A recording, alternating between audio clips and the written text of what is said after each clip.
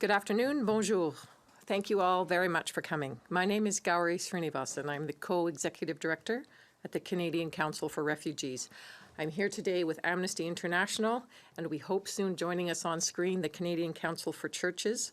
We are the organizations that challenged the Safe Third Country Agreement in the courts. We stand here also today with Naqib Sarwary, who has lived this agreement. An agreement which, for close to 20 years, has prevented most refugee claimants who arrive at the U.S.-Canada border fleeing persecution from the right to seek protection in Canada, sending them back to the U.S. on the grounds that it is a safe place for them. The U.S.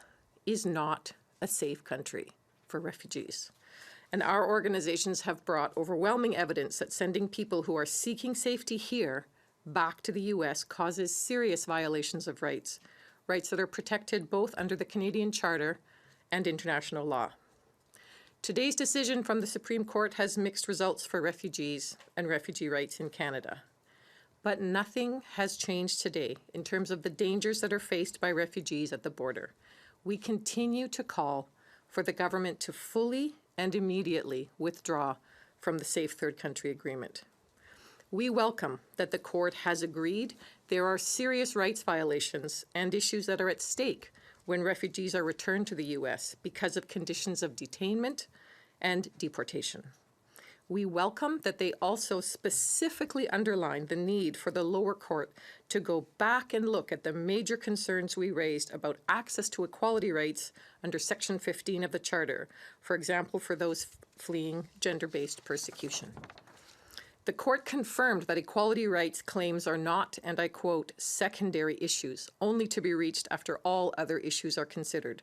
The Charter should not be treated as if it establishes a hierarchy of rights in which Section 15 occupies a lower tier. This is a very promising ruling from the court.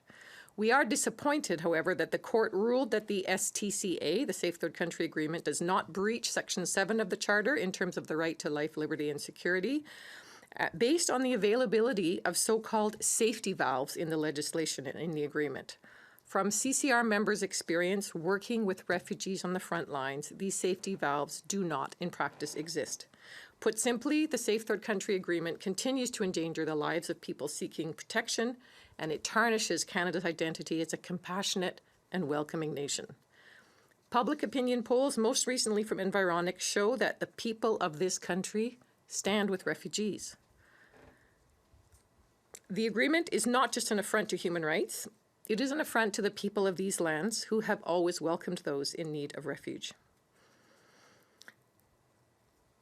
La décision d'aujourd'hui ne change pas les dangers auxquels les réfugiés font face et ça ne change pas les droits fondamentaux des réfugiés et ça n'excuse pas le Canada de ses obligations internationales ou sous la Charte.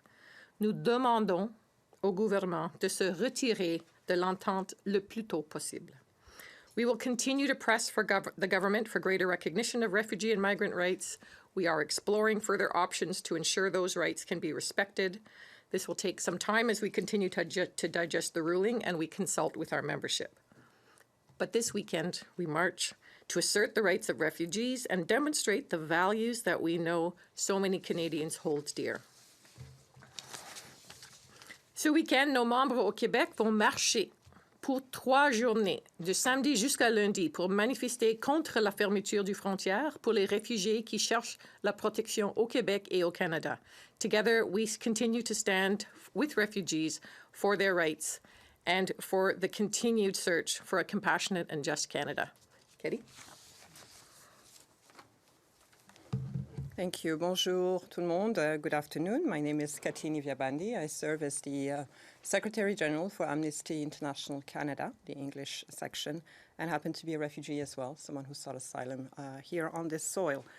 Amnesty International is disappointed that the Supreme Court failed to decisively rule that the Safe Third Country Agreement violates refugee rights, exposing refugee claimants to further harms while awaiting yet another challenge. While we remain hopeful that the federal court will ultimately find that this agreement violates refugee rights to equality and non-discrimination, we fear that the devastating impacts on refugees in the meantime will continue. The stakes are extremely high. People are risking their lives just to seek safety in Canada because of this agreement. The SCCA violates rights of refugees. This decision does not change Canada's international legal obligations. Indeed, under international law, Canada is prohibited from returning refugees directly or indirectly to persecution or to torture. And the evidence placed before the court is abundantly clear. The challenge continues. Sorry, give me a minute.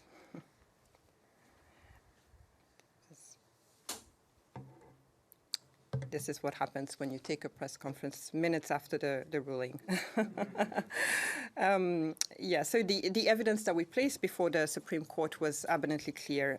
The Safe Third Country Agreement does put refugees, particularly those fleeing gender-based persecution, at serious risk of refoulement.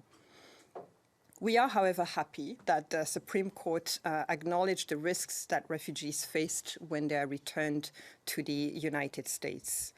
Since we launched this challenge, it has been evident across the board that the government has only furthered its pattern of dehumanizing treatment and rights-abusing treatment of refugees. In March, as you all know, the government expanded the Safe Third Country Agreement, and this expansion forces people to make dangerous crossings in areas where they will rely on smugglers and remain undetected for 14 days after crossing the border.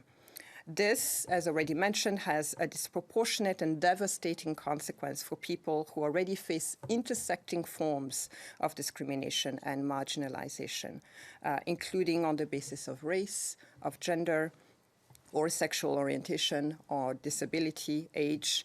And this is contrary to the internationally protected right to non-discrimination. So, in a nutshell, we are deeply disappointed that refugees will need to await yet another challenge, a legal challenge, and to endure rights violations in the meantime. There is nothing preventing Canada from choosing to withdraw from the agreement. And in light of the upcoming World Refugee Days in 4 days, we will, which honors the strength and courage of people who have been forced to flee their homes, like myself and Naqib here, we renew our call to the government to uphold the rights of people seeking safety in Canada by ending the Safe Third Country Agreement. So Amnesty International will be joining the various groups that are marching across the country. I will personally be at Roxham Road at the border on Monday. We'll be joined by our Francophone section and our U.S. section as well, as we continue to call for the full respect of refugee rights in Canada. Thank you. And now over to you, Naqib. Thank you very much for my colleagues speaking about the recent ruling of the court. My name is Naqib Sarwary, and I was a refugee claimant crossing through the Roxham Road from the United States to Canada. And I did choose Roxham Road even then, and now more so. Now it's more complicated, but even then because of the Safe Third Country Agreement.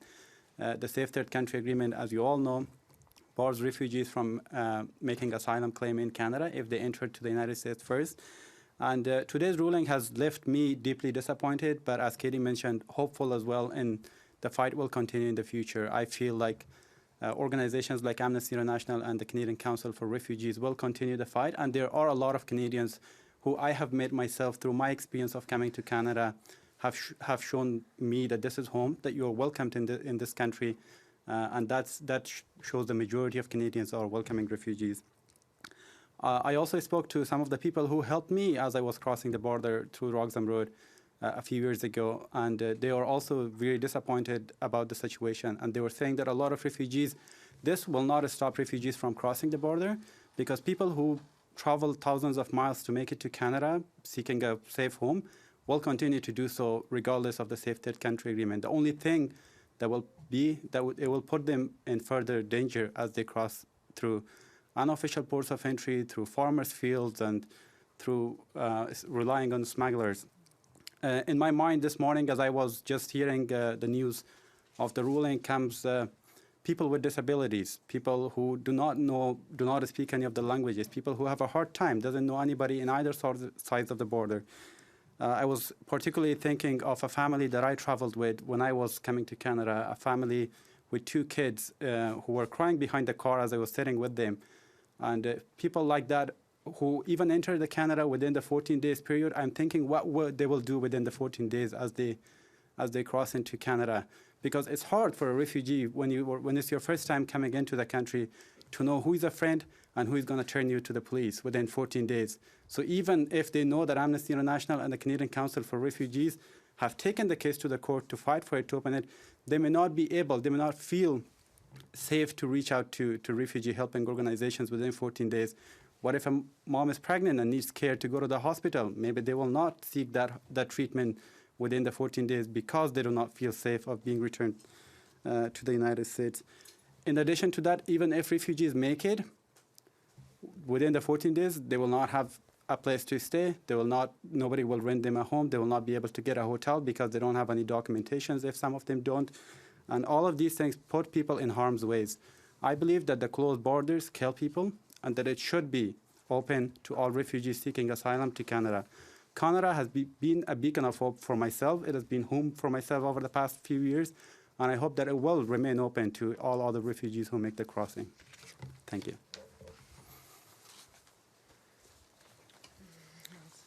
Thank you very much. It's just a little bit disappointing. I'm sorry about the technical glitch. We have been honored to have been accompanied in this court challenge by the Canadian Council for Churches. I'm sure they'll be available for comment otherwise through their media person, but it looks like the screen is not working for them. I do want to draw your attention. They are? Yeah, this is one at a time. It's the first one that's Perfect. Okay. And we also do have available for comment Erin Simpson, who's been counsel for the public interest parties, helping taking our case to the courts. So let's go to the churches then. Peter? That's Doss. Das, sorry. This is actually Doss Sidney. I'm the president of the Canadian Council of Churches, and I'm delighted to be with you and that the technical glitches have been overcome. Some personal reflection as I begin. I remember when driving through the Republic Togolese in West Africa, a man approached the car, a relic of a gun slung carelessly over his shoulder, and he said, "L'argent pour le pain, pour mes enfants." Money for bread for my children. That is the desperation of many in the world in which we live. Others, for many reasons, are exiles in their own land. They've run out of options, and they come to Canada risking life and limb and for a chance at life and well-being. They're part of the human family. We're sisters and brothers struggling to make our way through life and bearing each other up. This is what it means to be human. How can we turn them away? As Gauri and Ketty have already said, we cannot be blind to the human dimension or our human rights obligations. The Supreme Court decision offers some relief, but does not change the serious risks to life and security faced by those who come to our border. What does faith, all major faiths, require of us? To love God, love your neighbor as yourself, and it is an imperative. Such kind of loving invites us to walk in their shoes and know their pain. As Canadians, we are required to be, well, we are reputed to be a humanitarian people. 5 years ago, Nicholas Kristof, a columnist of the New York Times, said of our country, it, Canada, may now be the finest example of the values of the Statue of Liberty. You may recall these words at its base. Give me your tired, your poor, your huddled masses yearning to breathe free, the wretched refuse of your teeming shore. Send these, the homeless, tempest-tossed, to me. May we never lose that open and sensitive spirit. And those who have come to Canada through Roxham Road or at Pearson are not just hapless people, asylum shoppers, freeloaders, living off the backs of others. In a very short time, they're employed, adding much to the Canadian economy. It is our conviction that each one is made in the very image of God, and we can see the divine spark in them as in anyone else. That should be reason enough for us to plunge ourselves deeply into this pursuit of helping them find in Canada a welcome and a home. Many of us have experienced how they bring vibrancy to our diverse houses of faith. As we have helped them, they are helping us. They're bringing life to us in its myriad forms, infusing elegance and strength into our country, in our places of worship, and in our life together. Some centuries ago, the Indigenous people of Turtle Island extended a welcome to the desperate earliest settlers. By God's grace, let us learn from the earliest people in this Turtle Island, learn from them, and share in that same spirit, extending a welcome to those who come here, seeking life and a new beginning. I hope that'll be said of us. Thank you. So good to be with you today.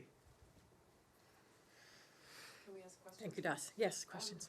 So you're offering out, this is for you, you're offering out that you have some hope that you can revisit this issue, but how does that happen now? Will your groups take the Section 15 arguments back to the federal court using the cases you have already brought, the individuals' cases you've brought, or will it be up to some other person or a group of plaintiffs to come forward and try and make the argument all over again? So we are still exploring all our options for the different ways that we're going to be encouraging action on this ruling. That includes the call for the government to immediately suspend the agreement.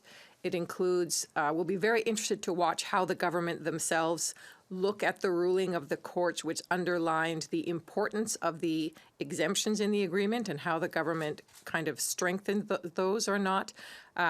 So we haven't made a decision about how we'll do that. In terms of the mechanics of how it would go back to the federal court, let's call on Erin. Hi, can you hear me okay? Yes. Okay, thanks. So the court granted the relief that the parties sought with respect to Section 15, which the equality provision in the charter, which was to remit the case back to the federal court. And this was because neither the federal court nor the Federal Court of Appeal had addressed the Section 15, the equality rights issues that were raised by the parties in the case. And so in this respect, this is precisely what the parties had sought. And so mechanically, it will be begun again at the federal court with the same parties. And we'll wait for further directions in terms of how that works. So the case itself goes back and it's not that you have to bring a whole new challenge. That whole section and those arguments and will you have to bring more evidence, or the evidence you already brought in will be what the federal court will be expected to rule on? So it will be it won't be a new case. It'll be the same case going back to the federal court, and the evidence that was before the court the first time will be before the court, and then with respect to further evidence that will be subject to motions and negotiations of the parties. The court had said that there are safety valves, but you said those safety valves don't exist. So can you elaborate? Yes, definitely. And then others, if you want to add. The court was very clear that there are direct violations and risks to the violation of rights that come from the operationalization of the STCA because of the threats to refugees faced, for example, in detainment in the U.S. or deportation. So that's the first interesting point. They recognize the violations are happening and that they're important to pay attention to. And then they said, but there are these special safety mechanisms that are available in the law, so we can't say that the law itself is in violation. Our experience working the front lines is that the practice of those safety mechanisms never comes into play, so that the border officials who are dealing with people crossing in Roxham Road don't have instruction, they don't have capacity, they aren't aware of how the various mechanisms could be into place. They just have directions and practice of returning people if they're coming from the U.S. So it's the difference between a court looking at what's on paper and the lived experience of refugees and organizations who are actually accompanying refugees who know that those mechanisms never are obtained. So it's like they're left on the shelf. Erin, do you want to comment a little more on the lack of access to the mechanisms?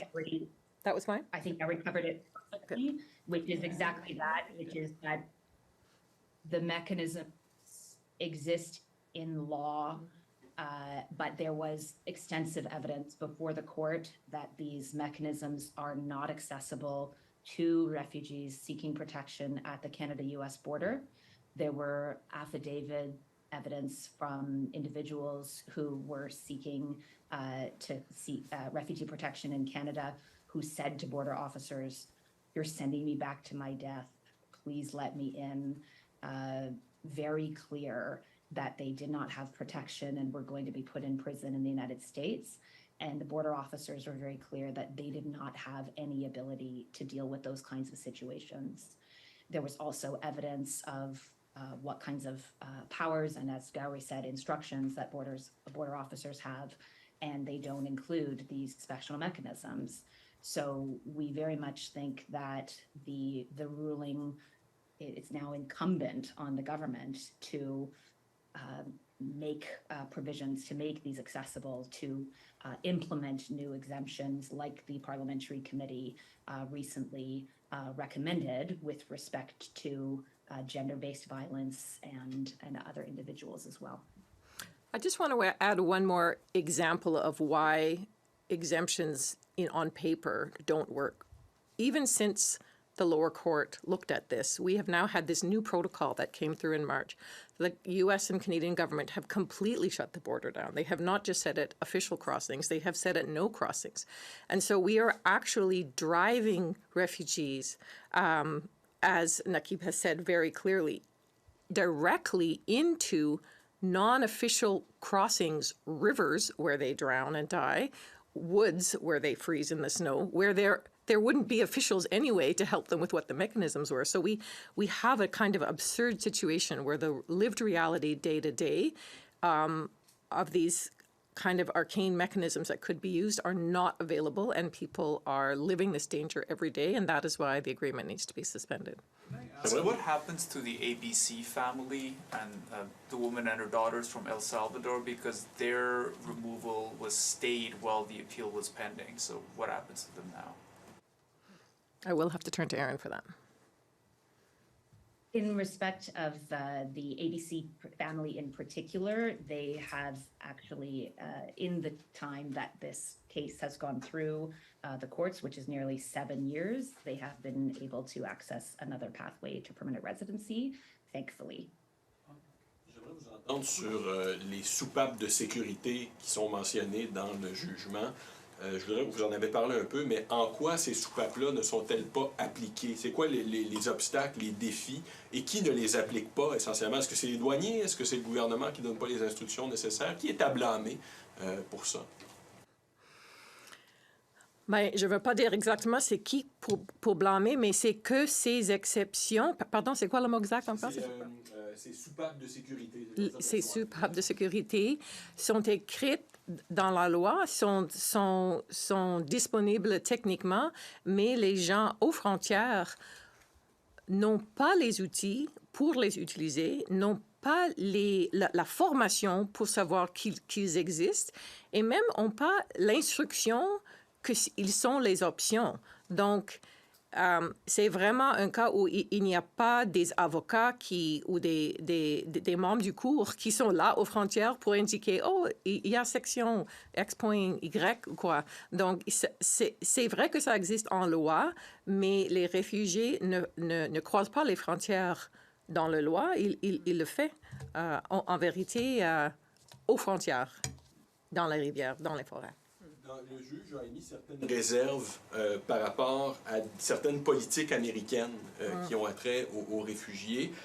Est-ce que c'est encourageant pour vous que la Cour a émis un doute sur certaines politiques américaines en termes d'immigration? Et êtes-vous encouragé, pensez-vous, que l'élément qui touche à l'égalité des femmes ou à la persécution des femmes peut vous amener là où vous souhaitez? Jusqu'à quel point vous avez de l'espoir par rapport à l'article 15? Donc, c'est comme Ketty a dit, nous sommes déçus que présentement, aujourd'hui, l'entente existe encore. Mais oui, c'est vrai que c'est très important que pour la première fois, la Cour a souligné le fait que les persécutions fondées sur le genre sont très importantes et que c'est nécessaire que la Cour fait le travail avec les faits pour voir comment procèdent ces types de violations. Ils ont nommé aussi en particulier leur préoccupation que quand les États-Unis renvoient les gens à leur pays d'origine, refoulement. Donc, le fait qu'ils ont souligné le fait qu'ils sachent qu'il y a des violations, qu'il y a des menaces pour les violations, c'est très important parce que ça veut dire que la charte s'applique là. C'est très important en termes des droits de la personne que le gouvernement prend soin pour assurer la mise en place de cette entente n'arrive pas à ça. C'est pas qu'il doute qu'il y a ces violations.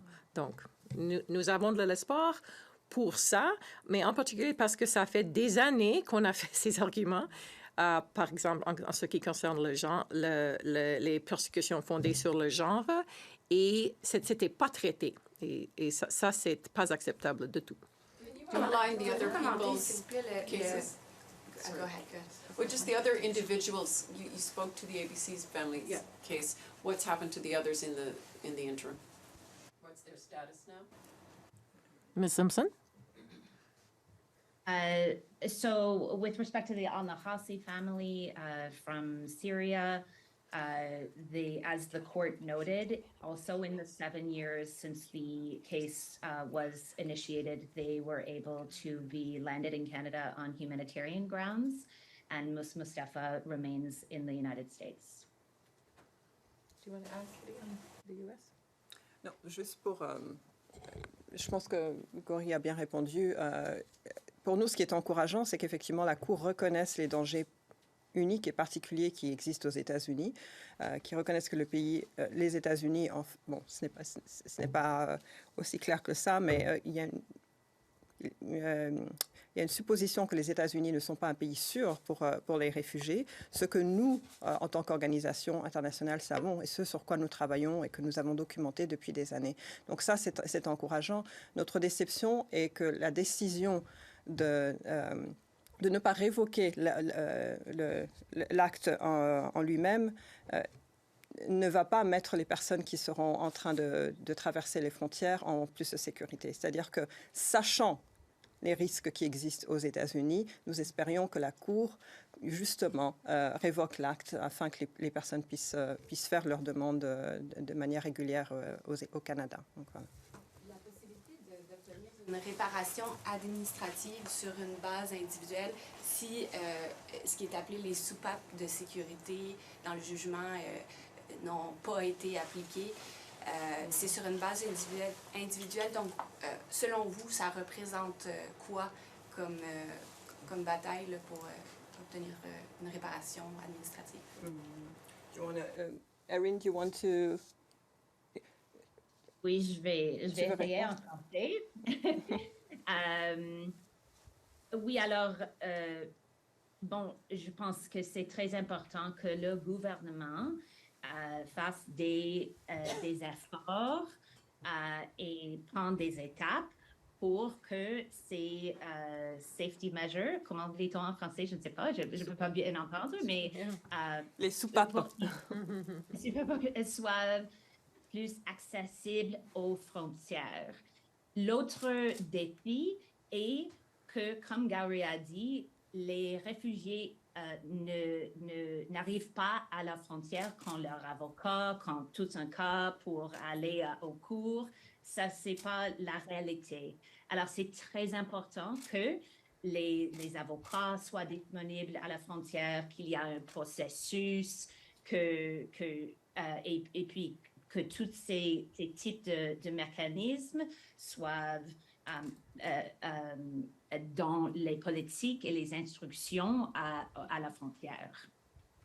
Donc, si je comprends bien, vous dites que la réparation administrative, selon vous, elle n'est pas réellement accessible. C'est ça? C'est ça, exact. I just want to underscore again the human situation that is faced. We've talked about what is accessible technically, how we could make it more accessible. It's our purpose in thinking about the refugee system that we want to have as Canadians is not just about what is minimally acceptable, what is legally correct, how do we make it technically accessible, what is humane and compassionate welcoming and support. We have a CCR member, I won't even name what city they're in, who is in contact with a young Afghan girl who is currently hiding. She is on day 11, having crossed at an irregular crossing. She is not leaving the hotel where she is staying currently. She is deadly scared to leave. She was panicked when she crossed the border that somebody would find her and deport her back to Afghanistan. And she's like that, shaking for 14 days, trying to see how is it possible that she might be able to come out after 14 days. This is not the refugee system Canadians want. We don't want an agreement that creates all of these barriers for people for excellent reasons who want to seek protection in Canada. It is their right to seek protection in Canada. Let their claims be heard properly at border crossings so that we can support them, hear their claims, and provide justice for those who are accessing the rights to which they deserve. So it's just coming back to this question that we're interested in thinking about tools. We're interested to see what later the courts may rule. But it's an unacceptable situation that our border is closed, and we don't think it's one that Canadians support broadly. Il y a des villes et des premiers ministres provinciaux qui avaient souligné qu'il manque de ressources pour loger les réfugiés, qu'il manque que les soins sociaux, que les services sociaux sont étirés aussi. A-t-on les moyens d'avoir cette approche basée sur la compassion dont vous parlez? Oui. Je pense que ça, c'est une décision politique, n'est-ce pas? Lorsque l'année dernière, nous avons eu une situation extraordinaire dans le monde avec une guerre qui a commencé en Ukraine, nous avons déployé les moyens nécessaires pour répondre à cette situation-là. C'est une décision politique. Le gouvernement est tout à fait capable de mettre en place les moyens nécessaires pour accueillir les gens avec compassion et avec humanité et dignité. Donc, certes, je ne renie pas du tout le fait que certains gouvernements provinciaux, effectivement, n'aient pas assez de ressources, mais si la décision politique est là, nous sommes absolument certains et nous savons que les moyens existent pour investir dans l'accueil, un accueil digne des personnes qui cherchent à se réfugier au Canada. Can you answer that in English as well? Yes, so it's a political decision, right? So the way we welcome people in Canada depends on our will and our intent to indeed welcome people with dignity. If the government, whether it's provincial, federal, is indeed committed to welcoming people with dignity, it will find, and we know that the resources are available, it will find adequate resources to enable that compassionate welcoming to happen. But that starts with a political will to do so. Last year, we had a tragedy happen in Europe with Russia invading Ukraine and a terrible war that has shaken the world. Canada has taken a very strong stance and has invested significantly and has backed its words with action. We want the same for refugee rights. If indeed Canada is committed to refugee rights, it must put its resources and invest in compassionate responses and not hide behind the fact that there are not enough resources. We know that the resources are there if the political will is. Le fait qu'on entende sur les tiers pays sûrs depuis la fin mars s'applique de façon uniforme tout le long de la frontière. Qu'est-ce que ça a changé pour vous dans la bataille que vous avez menée jusqu'à présent et comment ça peut vous motiver pour la suite des choses quand vous déciderez? Go ahead. D'abord, nous avons été terriblement déçus par l'expansion de cette décision avant même le jugement de la Cour. Il faut le rappeler, cette décision a été prise un an avant le jugement de la Cour. Nous aurions souhaité qu'au moins on attende la décision de la Cour. Pour nous, notre engagement pour les droits des réfugiés ce n'est pas optionnel. Nous continuerons notre bataille. Nous continuerons à faire en sorte que le Canada réponde à ses obligations internationales. Comme Gauri l'a dit, la majorité des Canadiens souhaitent accueillir les gens avec dignité. Mais je voudrais ajouter que ce n'est pas une question de ce que les Canadiens veulent uniquement. Il y a aussi les obligations que le Canada a par rapport au droit international et aux engagements que le Canada a pris sur la sphère internationale. Donc, nous allons continuer à faire en sorte que le Canada honore ses obligations et soit véritablement un État de droits humains pour tous et pour toutes, et pas uniquement, ne le fasse pas de manière partielle. Donc ça, nous continuerons de plus belle. C'est pourquoi lundi, nous serons, déjà ce week-end, nous marchons à travers le pays. Et lundi, certains d'entre nous, en tout cas moi, je serai à la frontière, à Roxham Road, pour encore une fois mobiliser les Canadiens, mobiliser le gouvernement canadien. Nous sommes convaincus qu'une solution est possible. Encore une fois, c'est une décision politique. Et je pense fermement que c'est possible. Et il nous faut continuer à espérer et à nous battre pour ceux qui n'ont pas les voix, pour cette jeune fille qui est coincée actuellement dans un hôtel, une jeune fille afghane, et qui ne cherche qu'à vivre d'une manière digne et sécuritaire. Just going back to how you say this is a political decision, are you suggesting the federal government could step in to help out the provinces that say they don't have the means to deal with this influx of refugees? No. I would say first, perhaps, that the Canadian government expanded the third country agreement. The Canadian government is able to revoke and cancel the safe country agreement. That's the first thing. And now I'll just let Gauri speak to the investment with provinces. But just to say, yes, the question of resources is one that should be fairly, should be a burden that is shared between federal and provincial governments. We need to make sure that the resources are there for proper services to be supported, settlement services, mental health services, language supports, and ability for people to find work, because over time we are investing in people who bring enormous benefits to our communities and who have the right to thrive in dignity. Just to underscore again what Ketty had mentioned, that we have seen the ability to marshal resources. Just as an example of comparison, we know in an excellent way, swiftly, with support, with compassion, with immediate access to work permits, we have settled over 250,000 refugees arriving from Ukraine in 1 year. We're talking about a number of about 40,000 people who are trying to enter at Roxham Road. So the question of resources, there aren't resources, is one that really begs the question of priority, and the federal government has an important role to play together with provinces in that. So I would like to ask, you chose to come to Canada.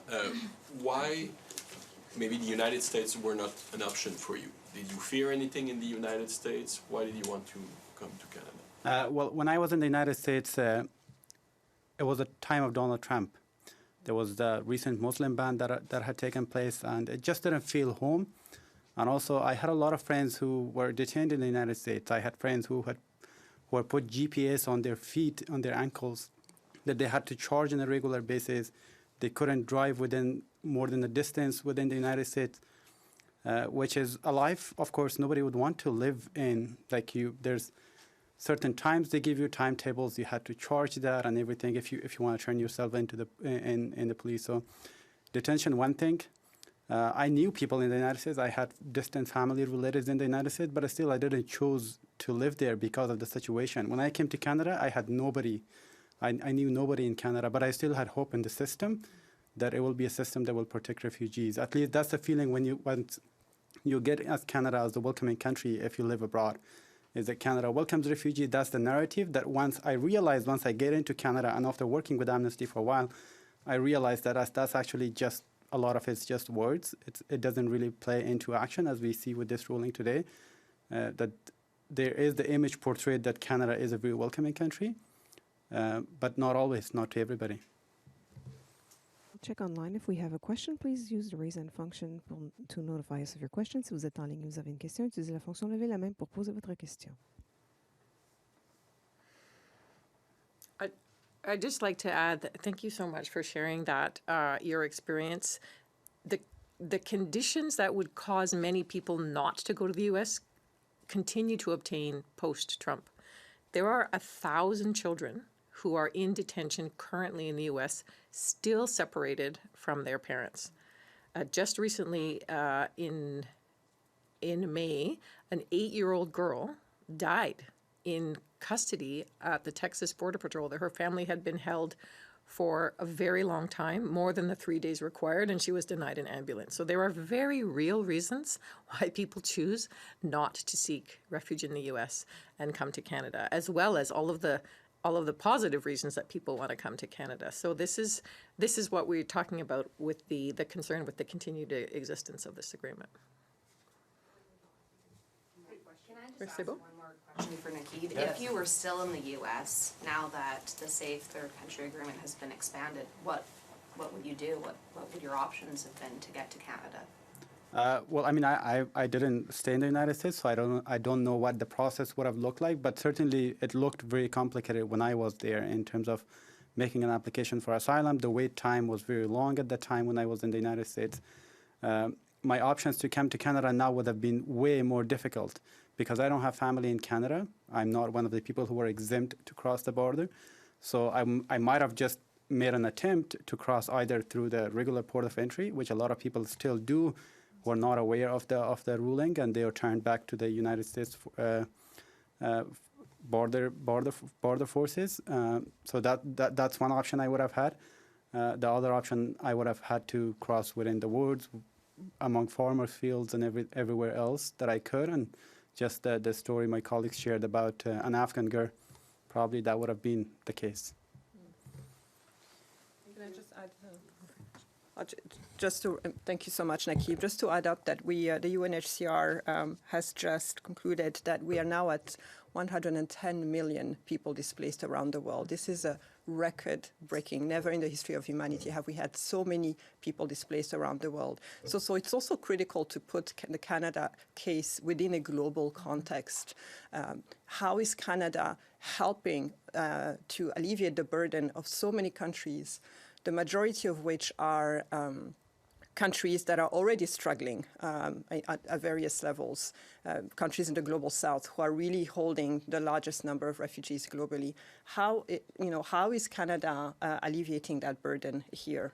But closing the border is not a way to support the global crisis that we have of numbers of displaced people around the world.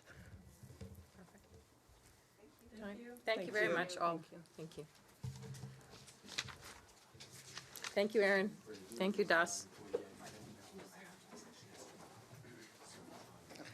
Thank you. Good to be with you.